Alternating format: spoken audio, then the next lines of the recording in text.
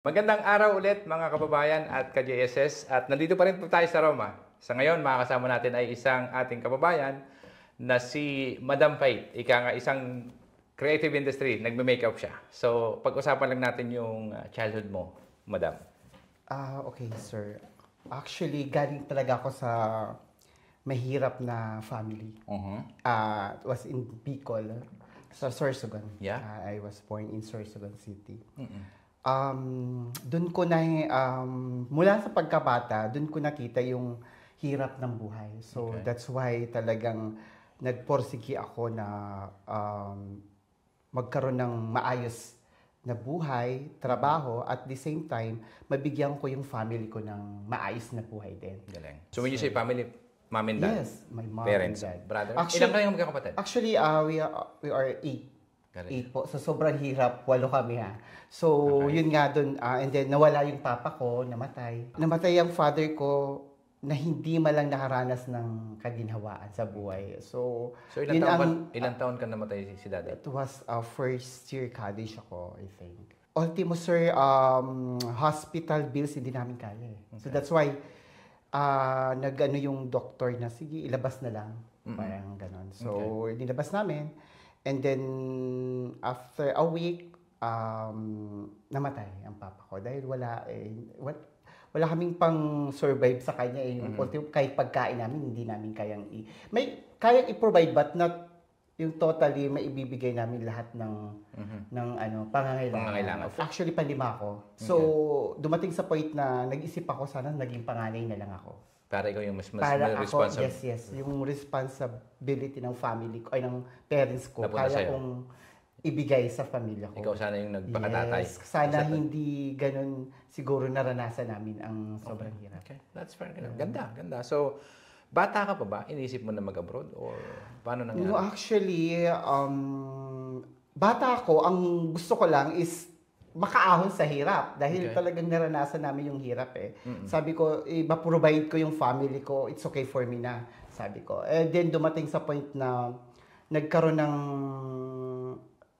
isang gunting, isang suklay sa amin. Okay. That is the, parang I think it's program ng namin, city na magbigay ng livelihood program. So, isa ako sa beneficiary nun. So, after that, na-realize ko na, ito pala yung, pero actually, hindi ko talaga, kasi pag once na gay, normally, pag inisip, siya, parlor agad, salon. Kaya that's why, iniba ko yung way ko, sabi ko, ayoko nga, gusto ko mag-teach na lang or something. So, nag-aral ako ng agricultural. So, so walang kinalaman sa paggugupit? Walang kinalaman sa pag-makeup, walang kinalaman ganun. But, yun nga, nangyari yun sa papa ko na wala talaga. So, nag-decide ako na i-try yung salon industry. So, business ka agad? So, pagkatapos mo mag-aaral, namatay si daddy, college ka pa lang, nagnegosyo ka na agad sa Pilipinas? No, it's not negosyo. Nag-work ako. Okay, so nag-work ako sa salon? Yes, sa Reyes. And then, aside, nang nasa Reyes na ako, dun ko nakita na, magiging, parang ito yung way ko na para makaahon. I think,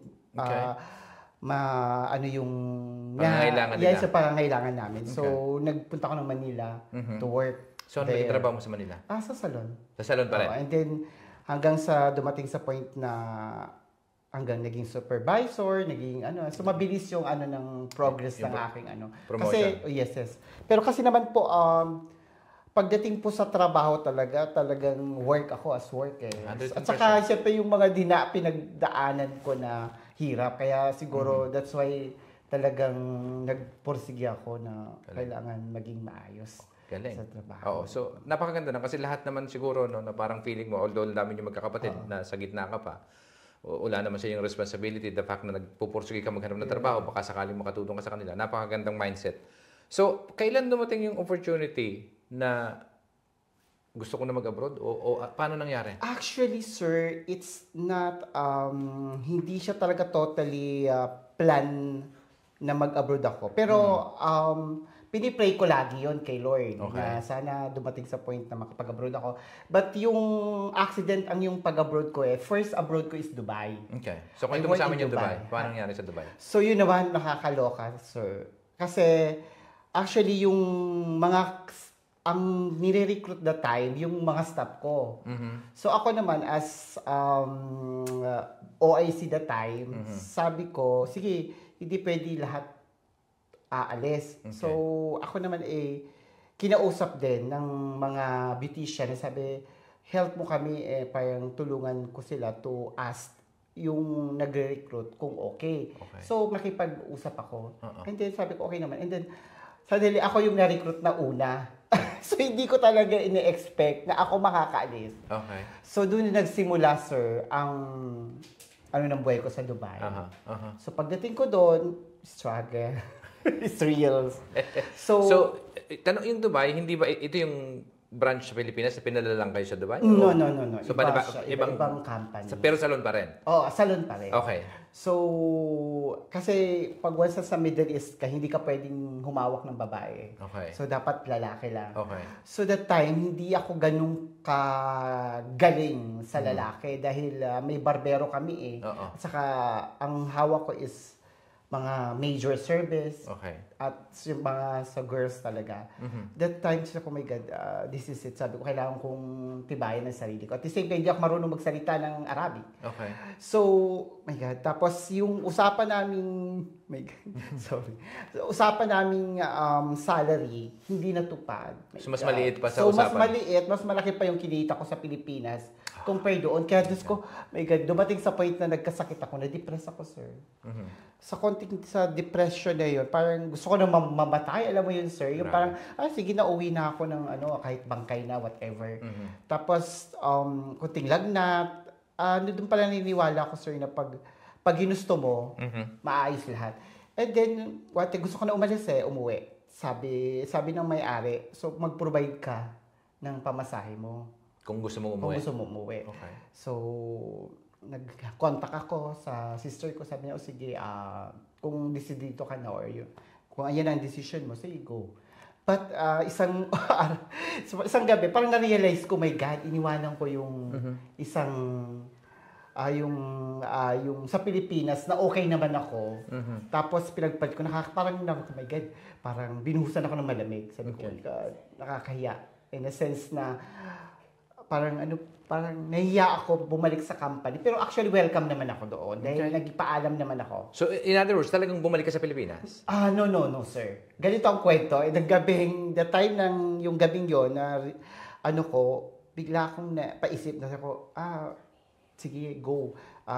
Ipaglalabang, ipupush ko tong to. You already give enough. Yeah. Tapos parang nung may sponsor na ng ticket mo pabalik, nagbago ulit isip mo. Nagbago isip ko. Kasi nandoon ka na rin lang. Parang gano'n na lang po, sir. Parang nagbago na Grabe. talagang totally bago na ako.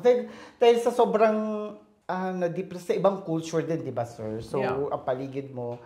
So, talagang hindi ko na kaya ang pressure, especially yung katrabaho. So, ng araw na yun, ng gabing yun, kinabukasan, ang aga ko nagising, naligo ako, although kahit may sakit ako. Yeah. Nasa isip din para natin kung gusto mong gumaling. So, nang naligo ako, pumasok ako, nagulat sila. Papi, akala ko ba uwi ka na? Okay. Doon nag-start na, lumaban ako sa buhay. Ang galing nun, na-flip mo yung the fact na already decided ka na, nauuwi ka na. Tapos, ano pumasok sa isip mo? Bakit sa tingin mo na-impluwensyahan pa rin, na mas pinili mo pa rin mag-stay? Siguro kasi dahil nag-stay ako because sa pangarap. Sabi ko, maybe lang to pagsubok. Okay. So, bakit yung chance na to, maraming gusto mag-abroad din.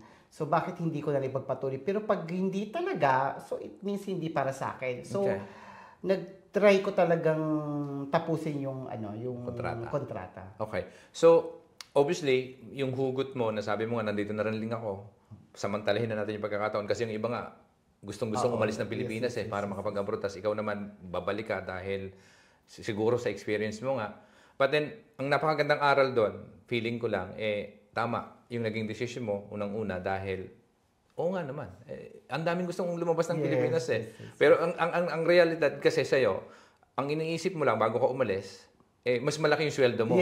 Kaya lang nung dumating ka maliit, So parang, tika muna, ba't dapat doon na lang ako kung Kaya gano'n lang nga. din? So parang, totoo din naman. So, siguro, lesson learned, bakit hindi mo, nasa kontrata ba nakalagay yung Actually, sir, salary? nasa contract din. Sa Pilipinas kasi, may contract din kami or may pinag-usapan kami ng nag-recruit sa akin Yeah. na ganito ang salary ko. So that's why nag-okay ako. At saka libre lahat eh.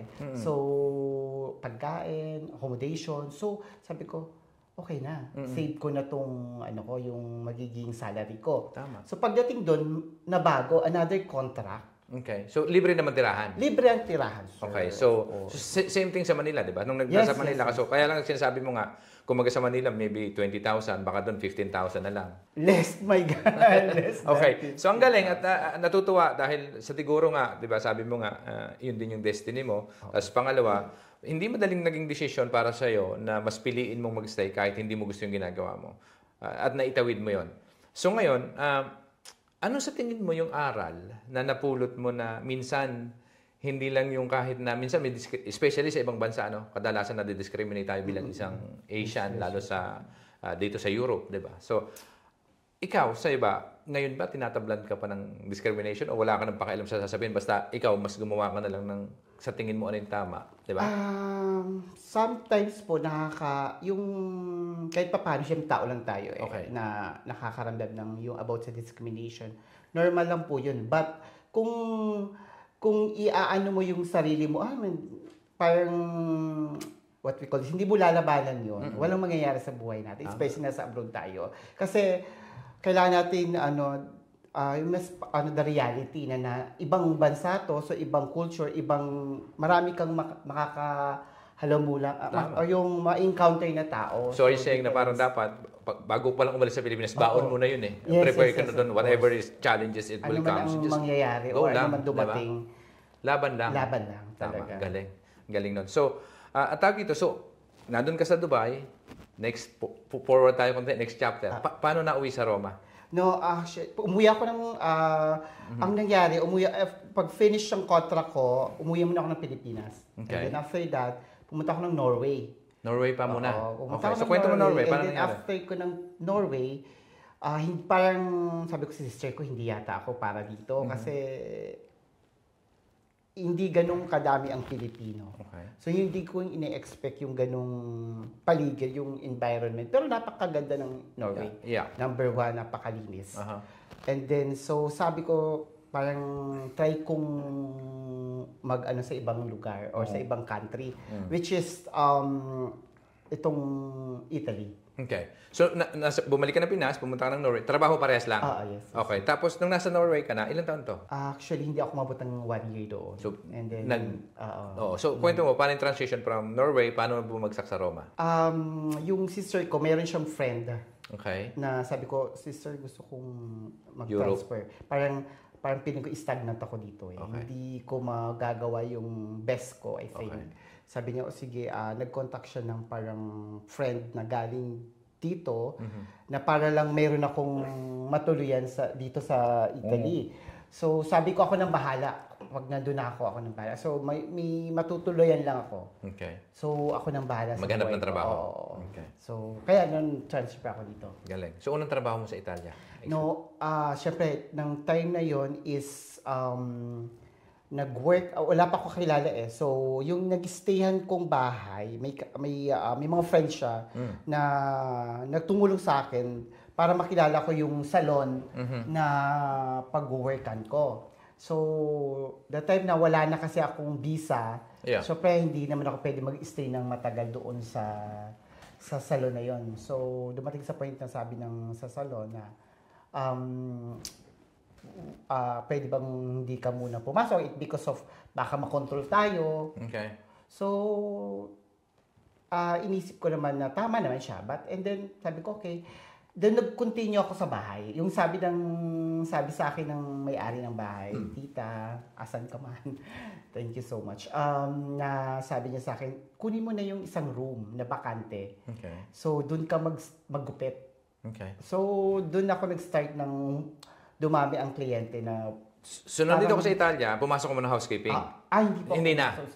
Diretso na ta kagad sa Diretso paggugupit sa kagad. So, which is nabigyan ka ng opportunity na yung isang Pilipina na kababayan natin tumulong sa'yo sa isang room na yun para doon na yung gamitin mong pwesto. Ang galing. So, yung experience mo, ilang taon na to nakakaraan? It was 9 years ago. Galing. So, 9 years ago, nag-umpisa ka, which is business. Legal lahat yung documentation in terms of legality ng... hindi pa, nung una. So, hindi pa. So, Okay. 6 years pa lang ako nagkaroon ng documents. Oh, so, at least, di ba? So, Yun yung sinasabi ko eh. Madalas, 9 out of, hindi naman 9 out of 10, pero kadalasan kasi, natatakot yung iba. Di ba? Pero yung ginawa mo, the fact na wala ka pang kilala wala akong kakilala, walang papel. Oo. So, parang ang hirap gumalaw. But, yung faith mo lang yung faith mo lang sa sarili mo at kay Lord. Tsaka yung skill set mo. Yung skills kasi. Kasi nandiyan wala nang makakaagaw doon sa, kumbaga kung may kanya-kanya tayong talento Kumbaga binigay o regalo o pinag-aralan, yun yung isang sandata natin na pwede mong maging trabaho kahit saan lupalop ng mundo. Yes. So in your case, parang ang sinasabi mo, magaling naman ako maggupit umpisahan ko magtayo ako ng maliit na, lahat naman nagsisimula sa maliit. Yes. So, ngayon, nung naggugupit ka na, ano mga clients nito? Iba-ibang lahi din or Pilipino lang? Actually, more on Filipino ako that time kasi hindi pa ako marunong magsalita. Tama. The same time, the time yung, syempre wala akong papel. So,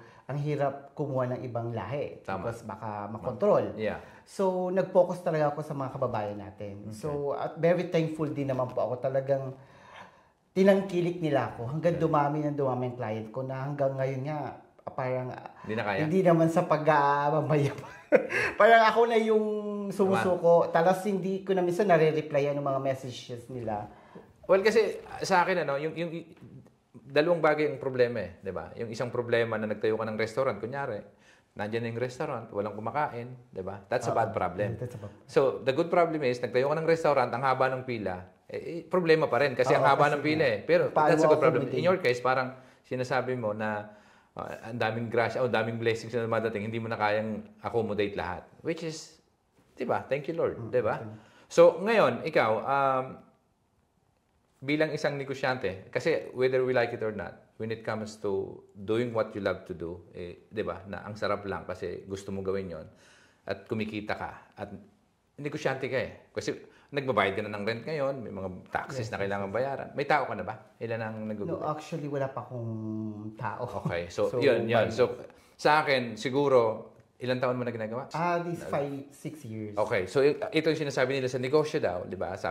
Parating inuulit-ulit nila pag may mga narinig natin sa mga mentorship, business. Pag nakasurvive ka ng 5 years ng kahit anong negosyo, ibig sabihin nun, may chance na lumaki na. Pero yung expansion daw, dapat pinag-iisipan pagdating ng year 5, 6. So, para ano pa yung susunod na level up. So, in other words, in your case, hindi mo kaya mag-isa yan, di ba? So, inisip mo ba na mag-hire ng tao? It could be galing Pilipinas, it could be mayroon ng mga Pilipino na pwede mong bigyan ng trabaho dito. Actually, yes, sir. Actually, sir, again, I'm planning po talaga to put up salon here. Ngayon, hinihintay ko lang kasi yung papers na galing sa Comone. Okay. So, and then I search also ng location. So, talagang gusto ko magbigay din talaga ng work sa kababayan natin. Okay. So, hopefully that next year, maging okay na lahat. Galing. Para sa'yo, anong ibig sabihin ng tagumpay? Actually, ang tagumpay kasi is hindi yun nakasalalay kung ano man ang narating mo Kung paano ka nakisama sa tao or paano mo inabot yung bagay na to na wala kang tinapakang tao.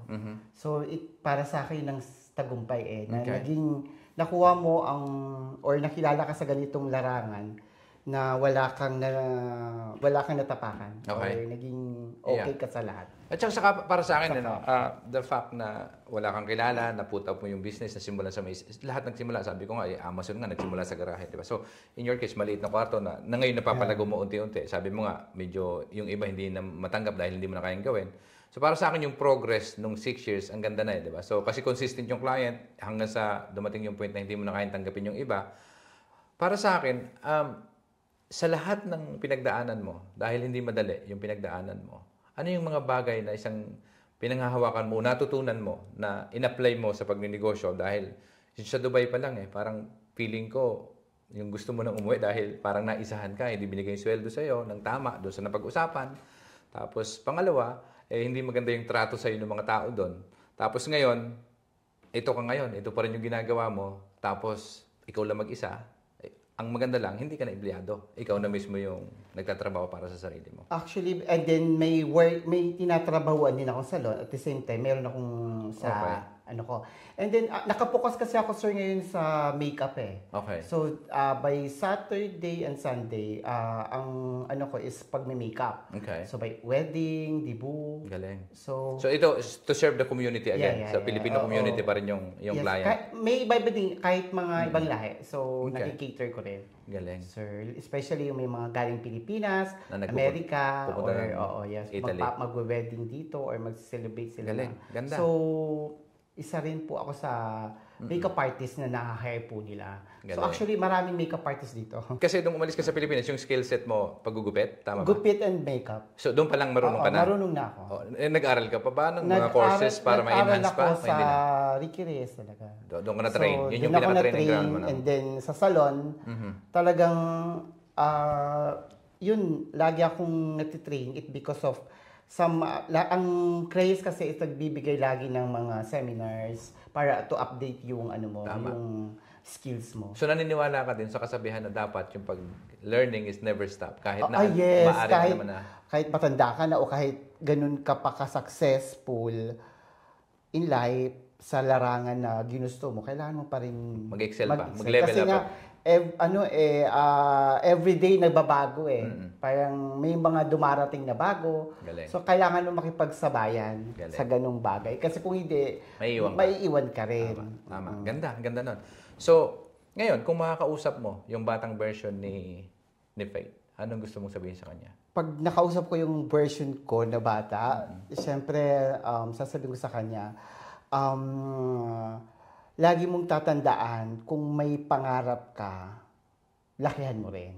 Lakihan mo na. Para at least dumating man sa point nun na makuha mo yun at makuha mo yung pangarap na yun, at least nangarap ka at wag kang what we call this, hindi ka bibitaw or hindi ka mag-stop sa pangarap mo eh. Kaya tuloy-tuloy. Nagawa naman ni nung version mo yun, nagawa niya na yun eh. Diba? Kasi nga, sabi ko nga sa'yo, sorry to count you out, diba? So, talagang yung sinasabi mo sa akin ngayon, tuloy mo lang kahit gano'ng kahirap ang laban. Nagawa mo yun eh. Iba, maaring current o maaring future. Ano pang gusto mo sabihin sa kanya? Kasi nagawa mo na yun, isipin mo nga, nag-decide ka na uuwi. Hindi ka umuwi. Diba? Mas pinili mo mag-stay sa Dubai. Kasi nga sabi mo, nandito na rin ako, tuloy-tuloy na. So, ngayon sinasabi mo ulit sa kanya, yung same thing. Diba? So, baka may iba pa na mensahe na gusto mong sabihin sa kanya. Maybe future na nakikita mo. O next chapter. Next chapter, siguro I think, pwedeng sasabihin ko sa kanya na lagi mong tatandaan ang pagiging mabuting tao. Okay. At ang tiwala na maibibigay sa iyo at ibibigay mo sa tao ay kailangan mo i-continue yun. Dahil isa sa malaking factor yun sa pagkatao mo at sa tatahaking mong landas. Galing. Base sa experience mo, ang ganda nun simula, nung nagsimula ka sa Pilipinas pa lang hanggang nandito ka na, dumaan ka sa Dubai, nag-Norway ka, nag-Italy ka. Ano yung isang masasabi mong pwedeng may advice mo sa ating mga kababayang OFW? Experience-wise, na pwede mong i-share na word of wisdom, sa kanila, sa mga nanonood na ating kababayan? Sa mga kapwa ko OFW, yes. Of course, total nandito na tayo sa abroad. Ituloy na lang natin yung pangarap natin. And then, gawin natin yung best natin na hindi man, kasi ang iba dito, mga kababayan natin is galing Pilipinas, talagang may natapos. So, kung ano man ang nandyan na trabaho, gawin natin, laban lang. Kasi, in the end of the day, darating ang araw din na makukuha mo rin ang gusto mo eh. Okay. Tapos, yung tiwala din, of course, kung ano mang tiwala ang binigay sa inyo ng kapwa nyo, or employer nyo, or yung nasa paligid nyo, huwag nyong sisirain. Kasi yun talaga ang the best na magiging pangahawakan natin sa buhay. yung tiwala. Kasi pag yun nawala na talaga. So, yun ang pinaka-the best for me, ha. And then, sabi nga ng mama ko, ay, ang lagi kong naiisip and then tinatak ko sa isip at puso ko na kahit saan ka mapunta, wag kang manloko. Galing. Hayaan mo ikaw ang lokohin. Okay lang na ikaw ang maloko Oo, minsan. ikaw Huwag ka ang lang maloko, maglamang. basta wag kang manloko. Galing. Dahil Napakagaling. mas malaki ang balik Okay. sa'yo at sa kanila yon. Galing. Yun ang daladala ko talaga kahit saan ako. Kaya, I'm okay. Masarap Oo, mabuhay masarap mabuhay nang hindi nanlalamang. Nang hindi nanlalamang. Tama. Lumaban ka ng patas, yun lang naman yun. Galing. Kaya, sir, very thankful talaga ako sa Pilipino na kapwa natin Pilipino here, OFW, na talagang kung paano nila ako tinanggap. Talagang napaka-thankful ako. Lalo special kay Lord. Masaya ka Hindi ba? ako Masaya ka pinababayaan. ba ngayon? Kung nasa Oo, saan ka? sobrang happy po ako dahil wala akong pamilya dito eh. Ako lang mag-isa. So, Galing. yung lahat ng na-receive kong na blessing talaga, sir, is inaalo ko sa Lord. And then, syempre, inspiration ko ang family ko, ang mama ko especially. The best. So, that's why lumalaban lagi. Totoo. At saka sa akin, ang pagkakaintindi ko, yung lahat daw na matulungin sa pamilya, yun yung nagiging success. Yes, totoo yun. Especially sa mama, sa parents. Galing. Pag matulungin ka sa parents or hindi mo parang yung magulang mo hindi mo winalanghiya parang kasi may mga taong 'di ba na hindi ka talagang ibe-bless kapag minahal mo ang pamilya ang mama mo, especially ang mama at papa mo, ibe-bless ka ni God. Totoo 'yun, sir. Galing. Kasi naranasan ko sa buhay ko na-feel ko yung hindi ako nahirapan in terms pagdating sa finance. Okay. Ganda. Ngayon na lang, so baka sakaling may nanonood din at makaka-relate o resonate dun sa kwento mo na maaring may skill set din mag-makeup, may marunong din maggupit, na gusto matagal na nangangarap makapagtayo. Kung may 3 advice ka na pwedeng advice sa kanya na maaring nagtatrabaho pa sila ngayon, pero yung knowledge nila na magaling maggupit, maaring magaling mag-makeup, pero natatakot magnegosyo, ano yung mga 3 bagay na advice na pwede mo bigay sa kanila? I-continue nila first, continue nila yung pangarap nila. And then second, wag silang matakot na subukan ang mga bagay na let's say yung kung doon sila go-grow. Kasi pag hindi mo malalaman hindi mo masasabing magiging successful ba ako hindi kung hindi ko susubukan. Tama. So push lang. So ang ibig mo sabihin, yung unang sinasabi mo, so kung meron kang skill set, huwag kang matakot, umpisahan mo. Yeah, umpisahan mo dahil pangalawa huwag kang matakot na sumubok. Let's say kung gusto mong or maggupit, mag-makeup, na takot ka dahil baka hindi kumita or baka hindi ka tangkilikin ng kababayan natin. So, paano mo malalaman kung hindi mo sinubukan? Kung hindi mo susubukan. Ganun. Kasi lahat naman nagsisimula sa wala Ako nagsimula ako na walang kliyente. And then ngayon parang napaka-bless ko na talagang ang client na yung lumalapit sa akin. So, ganun po. Anything that you want to add to that? Sa mga kapwa ko OFW na nangangarap na sa buhay, even though may papel man kayo o wala, wag kayong mawala ng pag-asa. Kasi darating din sa buhay natin o darating sa buhay nyo, ang masasabi nating magiging okay kayo. Basta gawin nyo lang yung tama. Galing. Yun lang po. Galing. So, this is your chance. Oo, so mga tao na maaaring pupunta sa Roma at 'di ba, may pagkakataong kailangan yung serbisyo mo. So, yun yung camera. So, hello mga kababayan ko from all over the world. Kung mabibisit po kayo sa Italy, especially sa Rome, kailangan nyo ang serbisyo ko as a makeup artist. Contact nyo lang po ako, Maldita Faith. Okay. WhatsApp number? 397-2343-108. Okay, galing. And then Felicity Faith, my Instagram. Okay. Galing. Maraming salamat. Thank you so much for sharing your story. At talagang, alam ko yung busy-busy ka nga. Sabi mo nga kanina, marami ng kliyente hindi nabibigay, pero pinagbigyan mo kami. Maraming salamat at na-appreciate namin. So, thank you so much. Sir, sa pag-invite sa akin. Thank you. Kasi sa madami naman pwedeng i-invite. Isa ako sa na-invite. Well, thank you so much. So, Sir. the reason we're creating this channel, just for records, di ba? Sa akin, yung isang OFW is, mayroon na success na yan So, the fact na ikaw may sarili ka ding negosyo na umpisahan maliit, malaki, sa akin kasi, ang importante nagsimula ka tayo. So, para lang sa amin, ang trabaho namin, para lang, hindi pala pwedeng hadlang na kahit maliit, yung iba nga nagsimula, walang pera Negative talaga diba? So, sa akin, ang importante para sana sa ginagawa natin na to, yung makakapanood, makapagsimula din at ma-inspire sila.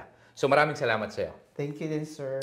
Okay, so, ayan, mga kababayan, nasaksen ulit natin ang isa na namang success stories ng ating kababayan dito sa Roma na si Faith. At talaga namang hindi rin madali ang kanyang pinagdaanan mula sa Dubai. Tingnan mo nga, hanggang ngayon at nakapag-put up. So, nakakatuwa lang at naihahatid namin ng mga kwentong ganito para sa inyo. So, kung kayo po ay na-inspire at may natutunan, please subscribe and share this video. Hanggang sa muli. Salamat po.